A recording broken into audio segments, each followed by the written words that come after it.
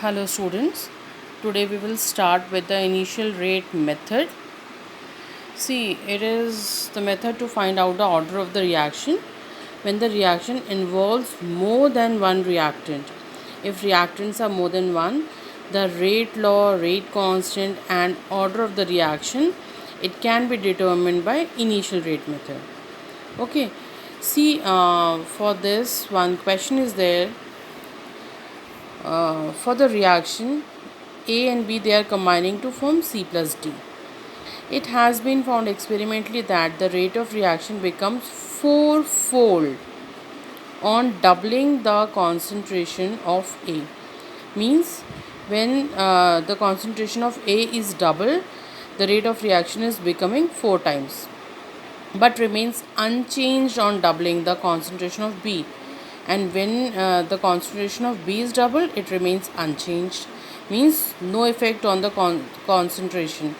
Rate of reaction, it is independent of the concentration of B. Write the rate law and find the order of the reaction.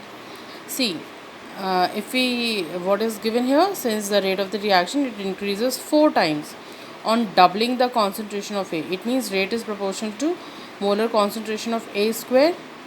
Further, rate remains unchanged on doubling the concentration of B. It means rate is proportional to molar concentration of B naught, independent. Okay, it means rate is proportional to molar concentration of A square and molar concentration of B naught.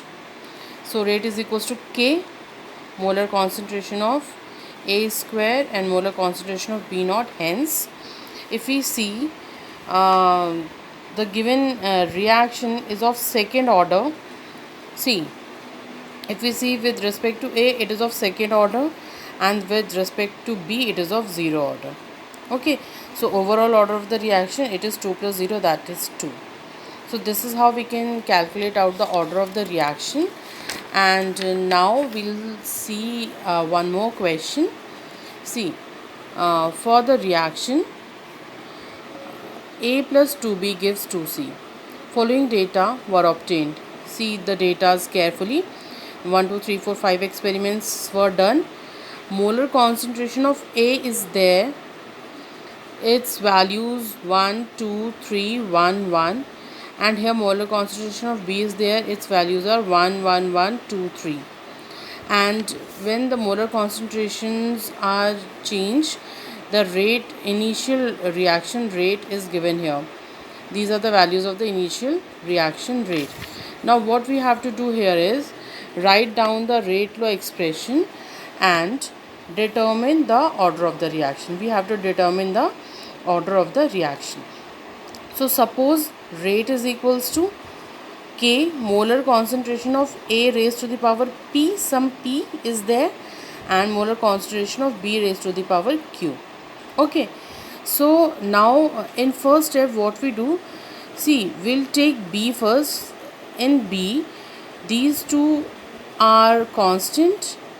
Yes, the first we'll take such experiments in which B is constant, and then we'll take in which A is constant, and then we'll calculate out the value for P and Q, because we have to find out the order of the reaction. Okay, so see, substituting the values of rate, molar concentration of A and B for various sets of experiment. 5 sets are here. So first one is 0.15 K, molar concentration of 1.0.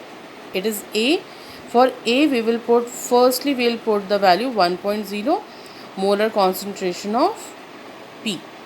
For A, we have put the order P, and for B, it is for B the order is Q here.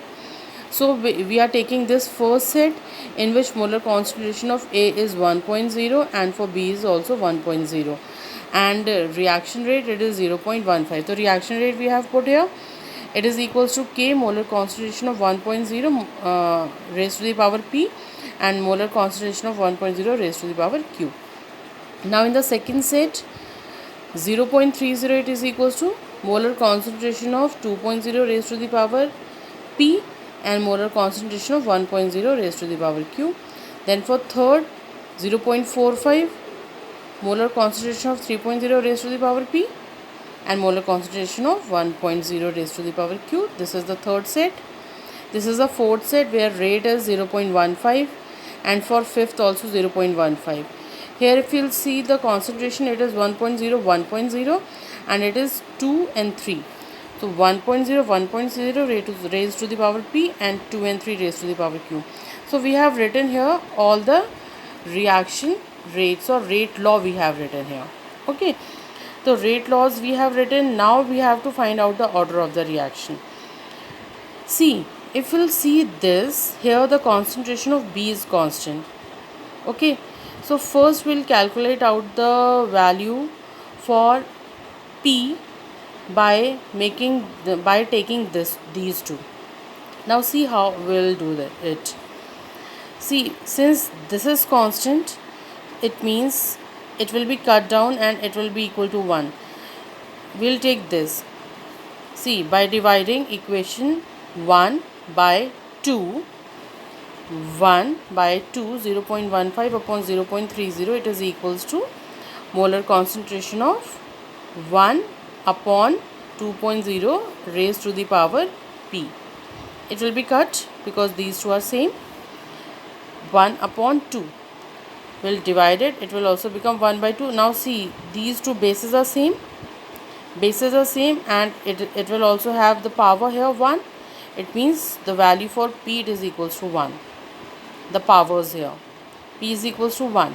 Now for P we have calculated that it is A raised to the power 1 here. It means according to A the order of the reaction is 1. Now we have to calculate out the order of the reaction for the molar concentration of B, that is value of Q. Now we have to calculate. Okay. So if we have to calculate the value of Q, we can take this one, fourth and fifth. Here these two are same. So it will be cut out. 0.15 upon 0.15. See, we'll take it like this. See, it is 0.15 upon 0.15. It is equals to 2 upon 3 raised to the power Q. It will be cut. It will become equal to 1 is equals to 2 upon 3 raised to the power Q. Since bases are not same, it means Q is equals to 0. If bases will be the same, then we'll put the power according to the base here. Okay, but since bases are not same here, when bases are not same, it means the order of the reaction is 2. Q, the value for Q, it is equals to 0. Therefore, the rate law, if we'll write, it is equals to rate is equals to K molar concentration of A raised to the power 1 that we have calculated earlier, and molar concentration of B, it is equals to 0. So rate is equals to K molar concentration of A. The overall order of the reaction is 1 plus 0, that is 1. This is how we can calculate out the order of the reaction. Okay, one more question is there. This you have to do yourself, and if you will find any problem in this, you can ask. This I will forward you in WhatsApp. Now, dependence of the reaction rate on temperature. See, most of the reactions, if we talk about, their rate increases with increase in temperature. Yes. So temperature coefficient, if we talk about temperature coefficient, it is the ratio. Temperature coefficient is the ratio of rate constant K. Rate constant K, where the difference of 10 degrees is there. It is defined as the ratio of the rate constant of a reaction at two different temperatures. Rate constants at two different temperatures, and they are separated by 10 degrees Celsius. So in general the formula is Kt plus 10 degree. Suppose it is Kt naught, so it is Kt plus 10 degrees Celsius. 10 degree, it is called temperature coefficient. Now collision theory of reaction rate. What we have studied that when two substances they combine together, we get product. Okay. Now see what is the effect of collision on the rate of the reaction. See, a diagram is there which is showing the distribution of energy among the colloiding molecule at temperature T. Suppose here the reaction has not started, then the molecules they started colliding with each other, and they have to cross this barrier, and after crossing this barrier they have formed the product here. This is the amount of product formed. And fraction of molecule capable of effective collision. Only, see, what this statement is telling us, that all collisions are not effective. Only those collisions are producing products which are effective. Yes, they will combine with each other, they will keep on colliding, lekin all the collisions are not effective in the formation of products. So there are three features. The first one is the reaction only occurs when reactant molecule undergo collision with one another. When they will collide with one another, then the products will be formed. Not all, but only a fraction of total number of collisions are effective. All collisions are not effective in formation of product. Only a fraction of collisions are there which results in the formation of product. Okay, reactant, they keep on colliding, but there only few collisions are there which are responsible for the formation of product. Now third one, the collisions are effective only when they possess some minimum amount of energy. Those collisions, as we have studied in the second point, all the collisions are not effective. Only those collisions are effective which will be possessing some minimum amount of energy, and that minimum amount of energy, it is called threshold energy. See, it was given in the diagram also, like this one, threshold energy. So those collisions or those reactants which will be having the threshold energy, or those collisions which only those collisions will be effective which will have some minimum amount of energy, and when they'll cross that energy barrier they can form products. Okay, so threshold energy, it is the minimum amount of energy which is present in the reactants. Okay, collisions are effective only when they have that minimum amount of energy. Now, the number of effective collisions are governed by two factors. There are two factors. First one is energy barrier, yes, and second one is the orientation, that the reactant, they should be properly oriented. First one is energy barrier. Only those reactant molecules form products whose energy is greater than or equal to threshold energy. At least they should have that minimum energy which is called threshold energy. If they are having that minimum energy, then too they are capable of forming the product. And if they are having more and more energy than the threshold energy, then obviously they'll make the product. So only those reactant which will have that energy which is equals to threshold energy, or if it is having greater than that also, then they are capable of making effective collisions. And if they are capable in making effective collisions, means now they can form products. Now see, orientation barrier. The correct orientation ensures direct contact between the atoms. Atoms will, the reactant atom, see what we have studied, that atoms, they rearrange themselves to form the product. Atom can neither be created nor destroyed, they only rearrange themselves. So if the orientation of the product is proper, then only they can easily collide to make if those collisions effective. Okay, so there are two factors which make the collision effective. The first one is the energy barrier, means the reactant, they should have that minimum energy called threshold energy, then only the collisions will be effective. And the second one is the orientation of the atoms of the reactant, it should be proper. Now see, increase in the reaction rate with temperature. We have studied earlier that if we will increase the temperature, then the number of effective collisions will increase, and they will result in the increase in the rate of the reaction. See, kinetic energy, if we will supply temperature, means kinetic energy of the atoms or the reactants will increase, and if kinetic energy will increase, it means they will collide more effectively for the formation of the product. Now these are the three temperatures which are shown here. The graphs are here. Temperature T3 is the maximum temperature. See, this is T1 is the minimum temperature, then it is in between T1 and T3, and T3 is the maximum temperature.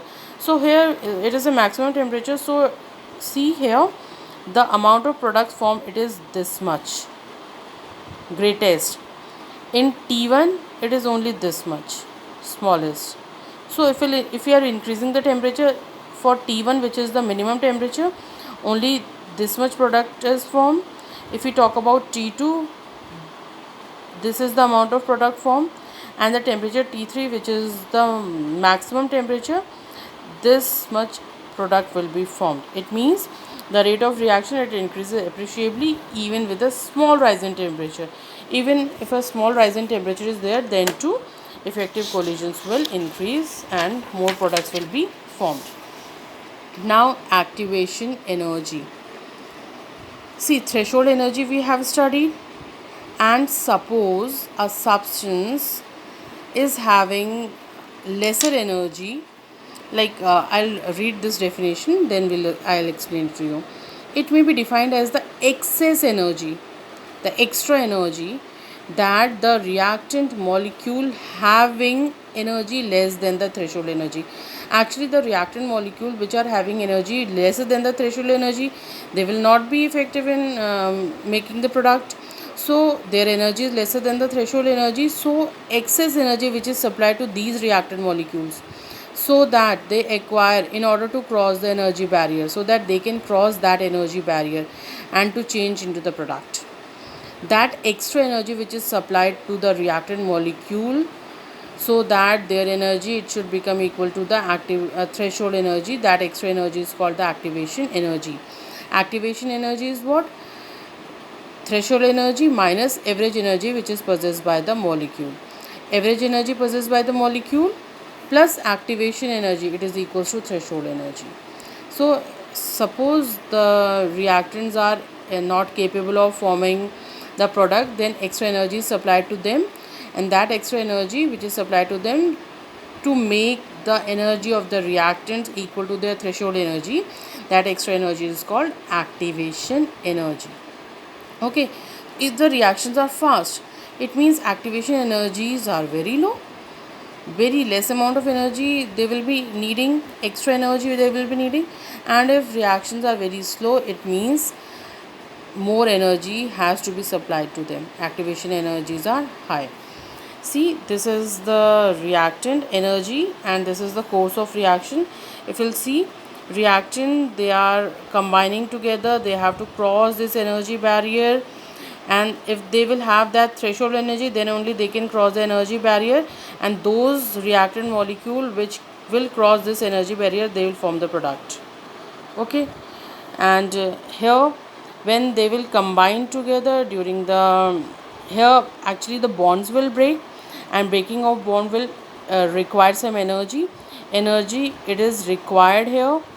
Potential energy will keep on increasing, and when this energy barrier is crossed, here the products are formed, and during the formation of the products, energy is evolved out, delta E, heat evolved in the reaction, energy is evolved out.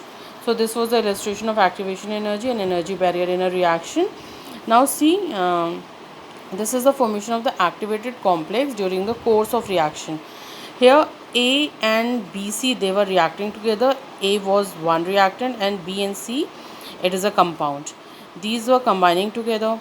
Okay, so here the bond has to be formed between A and B, and C will be removed from it. Means A and B will form the compound and C will form obtained as an element. Okay, so these A and B, first when they'll combine together, they'll absorb the energy, and when they'll absorb the energy, the potential energy will increase, and then they will cross, when they'll come here, they'll form the activated complex in which the bond between the B and C, it will be breaking and the new bond is formed here. So they'll form an activated complex which will have the maximum amount of potential energy in it, and when they'll form product, during the formation of the product, the extra energy is evolved out. See, this is how it happens. the intermediate configuration corresponding to the maximum potential energy of the system. Intermediate configuration means this configuration. It will have maximum potential energy, and this is called the activated complex or transition state, where A plus BC, they are combining and they are forming AB plus C. A plus BC, they will form an activated complex here. This activated complex will have the maximum potential energy, which is equals to the threshold energy. Okay, and they'll form the product, which is the final state. So this was all about activation energy. Thank you.